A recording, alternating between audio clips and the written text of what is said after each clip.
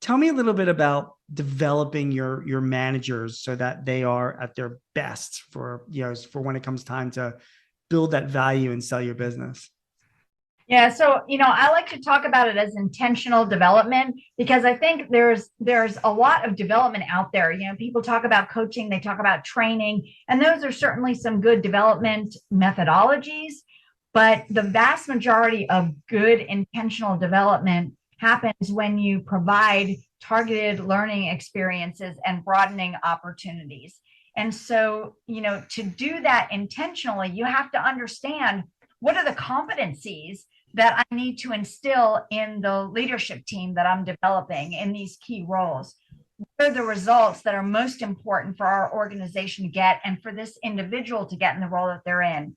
Attitude matters. If you have the right attitude, you can accomplish a whole lot more. And so I included that in there. Sometimes that's, the least trainable or developable. You've got to work a little bit harder on that, but it is moldable, I should say. And then what experience, as I mentioned, do they need to have and skills to develop? So for me, the best example, and I include this story in the book, but the best example of it is that I had a situation with the CEO of a bank, and he went regularly down to the Capitol and lobbied the legislators. And so when we were talking about succession planning for him, he had two candidates that were on his leadership team that he thought either one of them might be the right fit to replace him at some point. And so we talked about, well, how are you developing them?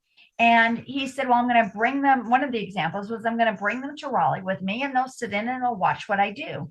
And this whole idea that we learn by following or we learn by watching is really risky because, first of all, people learn in very different ways. But second of all, it's like, who knows if they're going to learn what you want them to learn? Sure.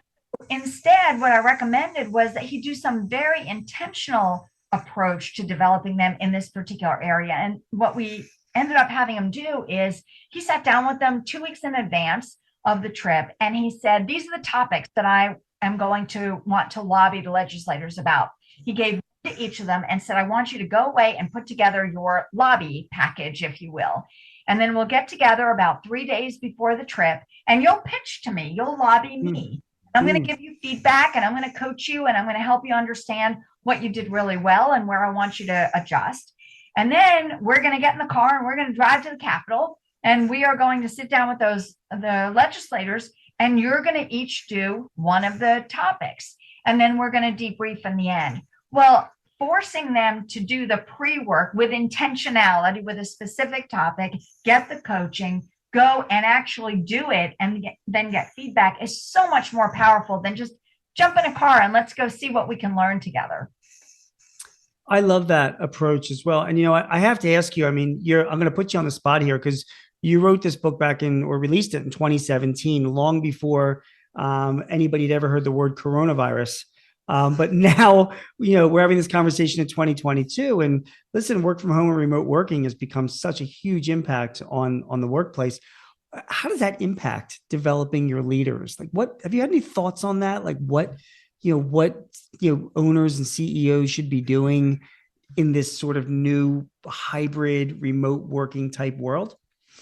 Yeah, I think it's a fascinating question. And so I'm glad because I'd love to hear your thoughts as well. I mean, you talk to a lot of people and have a ton of experience in this. I'll share with you what I'm seeing. Okay. First of all, I don't think that it changes as much as we thought it would change. In that 1 year or so where everyone was working from home, I say everyone, there were plenty of people that didn't have the luxury of working from home. But in that 1 year when that was more prevalent, I think that owners that were developing their people just had to adjust how they communicated and how they did the development.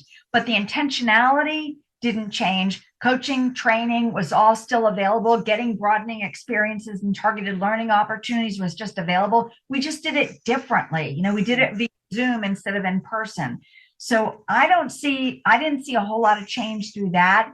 And now I think now that the pandemic has reached a new stage, because I'm not yet at the point where I say it's over, Right. but now that it's reached a new stage, I think that the the methodology can become much more live and in person, which I think is for most people a better way of learning, but I don't think it gets in the way of effectiveness.